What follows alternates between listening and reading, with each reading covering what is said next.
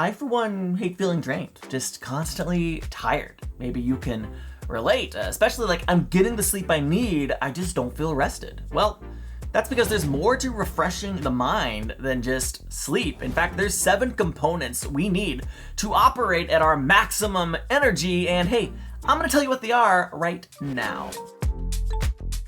I'm Chris E. Lewis, and I make videos to encourage you in your daily pursuit of personal and spiritual growth. And as high performance leaders, we tend to discount our need for rest. In the name of productivity, there's so much to be done, but it turns out that by neglecting rest, we might actually be decreasing our productivity. As a matter of fact, Michael Hyatt in his book Free to Focus tells us that by working 50 hours a week, we're actually producing about 37 hours of productive work.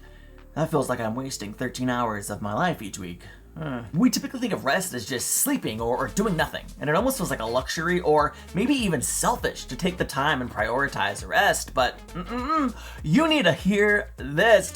Rest is the least selfish thing you can do for yourself, your family, and yes, even your business. It is not selfish, but in fact, it's the very thing that enables you to accomplish your priorities. So I said that there's 7 components to rest, or you could look at these like nutrients. Just like the body needs multiple different types of nutrients to operate at maximum energy, your mind needs these 7 things in order to feel rested. Now, I didn't make these up. This is coming right out of Michael Hyatt's book, Free to Focus. So if you're enjoying these, if you're finding value in these, be sure to check out that book. I'll go ahead and link it in the description so it's easy to find.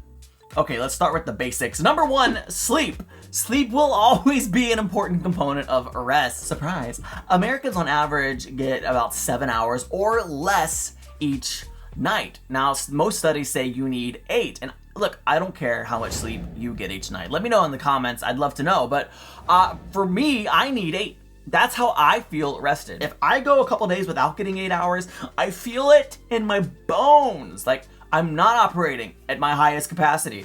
Here's the thing about sleep-deprived people. They come up with fewer original ideas, and they're more likely to stick with old, ineffective strategies instead of pursuing new avenues. Get the amount of sleep you need in order to feel refreshed and rested in the mornings when you wake up. Prioritize it, make sure you get it. Take a 20-minute nap if it's needed to feel refreshed in the afternoon. Number 2, eat.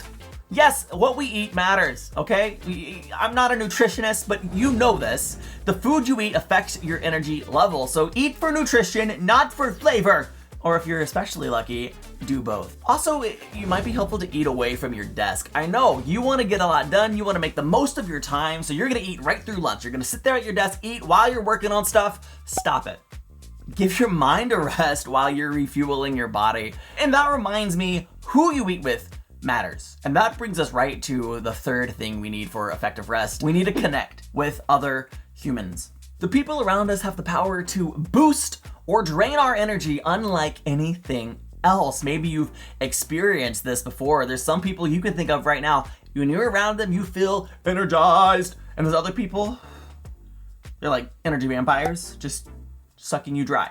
My advice, don't keep yourself locked away from people in the name of productivity. Also, don't spend time with emotional vampires, right? People are important. People matter. So prioritize people. They are the most important part of life, and often they're the first thing we cut when we get busy. But we cannot afford to cut people from our lives. Now, I'd love to connect with you in the comments, so let me know which of these 7 components of rest you're gonna be working on this week. Number 4 is move, because movement gives us energy. For example, if you're enjoying this video, move the mouse over to the like button and subscribe for more content like this. For real though, this has to do with that dreaded word, exercise. I know we don't want to do it sometimes, but we have to remember exercise always gives more energy than it takes. Yes, it might take a little bit of energy to get going, to get to the gym, to motivate yourself to get that workout, but it will always give you more energy than it takes. So get moving. A single workout can immediately begin boosting your higher cognitive skills in as little as 20 minutes. Like, think about it. In 20 minutes, you could be operating at a higher level of cognitive ability. What are you waiting for? Take 20 minutes right now after this video and get moving. It also should be noted, exercise lowers stress and makes people feel stronger, as well as helps people become more persistent in the face of work-related obstacles. So again, energy moves more than it takes. Cons, I don't always want to do it. Pros, more energy, higher cognitive capability, less stress, better self-esteem. Still not sure. Number 5 is my favorite. Play. Do something that's just for fun. It's not just for children. Believe it or not, fun is for everyone. This is activity that is not meant to be productive. It's just meant to bring you joy, bring fun, connection, creativity. Do something that's just for you. Maybe it's kayaking or running a race or in moderation, video games or some kind of entertainment. I don't care what you're doing for play. Just do something that you enjoy, that gets your mind off of everything else, and have fun. Play nurtures the mind. It also encourages problem solving and fosters originality. Play leads to creative breakthroughs.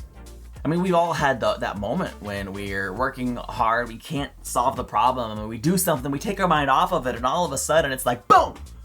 It just comes to us. Well, that's because when we're working and focusing on a single problem, like our mind gets tired, a specific part of our mind, and when we play, we give that part rest, and it refreshes and replenishes, and then it just kind of clicks in when it's ready to go. So let's be intentional about play. Number 6, reflect. This is when we take part of our day and slow down, and we intentionally pause to think about life. I do this when I'm praying. I take a part of my prayer time just to sit and reflect in the presence of God, so I'm surrendering my thoughts in my mind. Reflection can take the form of reading or journaling, or just sitting and being contemplative. Look, it rejuvenates our hearts and our minds. It helps us stay connected to our why, and most importantly, like it helps us to take control of our life. Don't let your life be a reaction to the outside forces, what other people are doing, or the things that circumstances are forcing you into. Reflection helps us to take control back so that we're living intentionally and we're responding to life's obstacles and not reacting to them. Reflection and thinking is a part of rest. Now, the 7th thing we need to do in order to rest is unplug. Author Anne Lamott said, almost everything will work again if you unplug it, including you. So take the time during the evenings, during the weekends, during vacations, all of which is important and sacred time. Take that time to disconnect from work, completely unplug from the office, unplug from your emails, unplug from social media. And don't even think about work. That's the hardest part, is getting our mind to actually shut off, to not do any work, to ignore emails. This is why I'm such an adamant user of the Do Not Disturb feature, and why I don't always respond to messages. I know it's annoying, but I'm guarding my free time to unplug so that I can get the mental rest that I need, so that when I am in work mode, I can bring my full self to my job. Take the time to unplug. Don't talk or read about work. Don't listen to podcasts. Don't watch training videos. During your unplugged time, unplug. So do you get all 7 of these components of rest? Really think about it. As a matter of fact, right now, take out a pen and paper and make a list of all your activities, or pull out your calendar and identify where during the week are you getting each of these components of rest. When are you engaging in all 7 of these activities? If it's not there in your schedule, if you're not, then I want you to go ahead and schedule it into your days, schedule it into your calendar, so that each week you hit every single one of these. Your work is too important not to show up as your best self, so get the rest that you need. If you enjoyed this video and you'd like to learn more about working at your best, then check out my video, How to Find Work That Fits You. Like, comment, subscribe, and I'll see you in the next video.